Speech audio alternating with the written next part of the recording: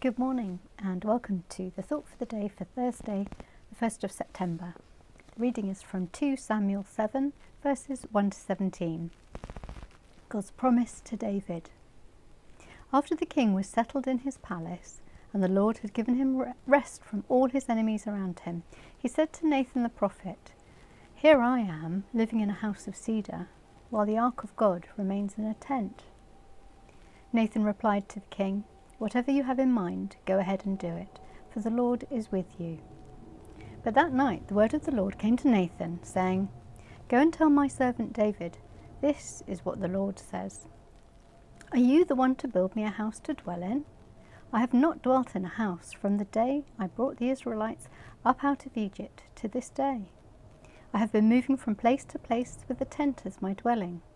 Wherever I have moved with all the Israelites, did I ever say to any of their rulers whom I commanded to shepherd my people Israel, 'Why have you not built me a house of cedar?'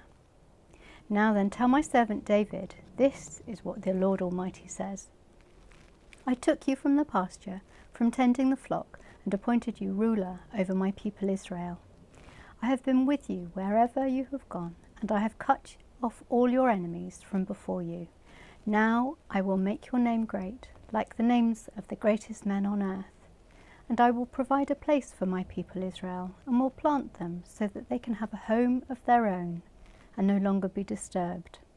Wicked people will not oppress them any more, as they did at the beginning, and have done ever since the time I appointed leaders over my people Israel. I will also give you rest from all your enemies.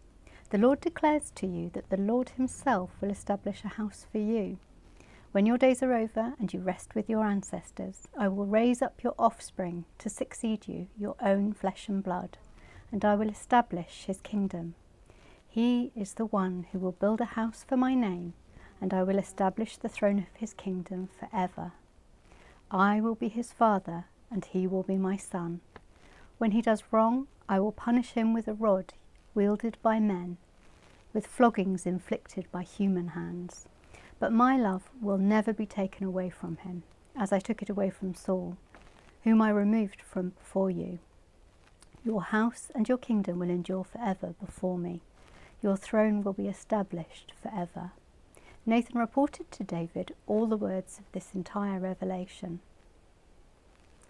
So literally, this is God's eternal and unconditional covenant with David, his promise to him. But it's about so many things.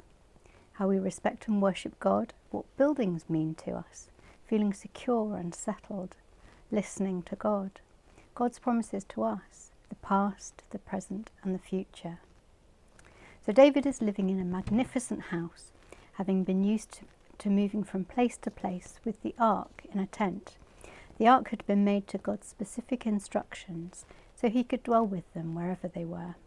David is now settled and thinks of building a fitting home for the ark, in return for what God has done for him.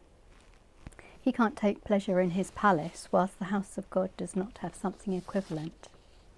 But God is absolutely clear in his message. We know from 1 Kings 8, verse 18, that God was pleased with David for thinking of it. "You did well to have it in your heart to build a temple for my name." But he's saying thanks, but no thanks. Are you the one to build me a house to dwell in? What makes you think you should or could build a fitting house to contain me? I never asked for this. I cannot be contained. I move among the people. David is trying to return the favours God has shown him up to now, and of which he's reminded in the revelation through Nathan. But God's gifts are not conditional on this. We can never do enough to repay God, although it doesn't mean we shouldn't want to at least try. If a building isn't important to God, but what is in our hearts is, why do we set such store by them? If God cannot be contained in a building and doesn't say he needs one, we must accept the building is for us, to help us in our worship. God has given us an eye for beauty and the aesthetic, but when this becomes the be-all and end-all, we get our priorities wrong. Intention and motivation are so much more important. As a buildings historian, I spend a lot of time thinking about what buildings mean to us, why and how we build them and what we do in them. It makes me think of the beautiful old buildings of our churches and cathedrals. We've visited many all over the world, way over our daughter's boredom threshold. Ones in Austria, which seem to be made of gold, as though you might be able to buy your way into heaven. Ones in Prague, with enormous statues and paintings of bishops. Ones in Russia, which have been deconsecrated under the communist regime, which feel cold and soulless. Others which have been filled with light and music and calm, where you can feel God is with you. Were they all listening carefully to God? We find out later why David was to be told not to build the temple in 1 Chronicles 22. You shall not build a house for my name, because you have shed much blood on the earth in my sight. A son shall be born to you, who shall be a man of peace. He shall build a house for my name. So instead of David building a house for God, God promises David a house, a home of their own, rest from all your enemies, and another type of house, in the form of a dynasty. David's son is Solomon, but with the son of David there is a clear reference to and a parallel with Jesus. I will be his father, and he will be my son. He knows we'll do wrong, but we will be guided, and he will always love us. We will be forgiven by floggings inflicted by human hands. I will establish the throne of his kingdom forever. This is not about the physical, but the spiritual. This is the ultimate promise, that Jesus will gather his kingdom together and take us home.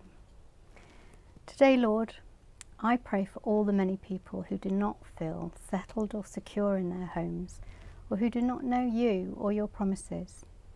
You sent your Son Jesus to transform this world so that all people are one in the great household of God. We thank you that one day we will all be welcomed home. I hope you have a great day.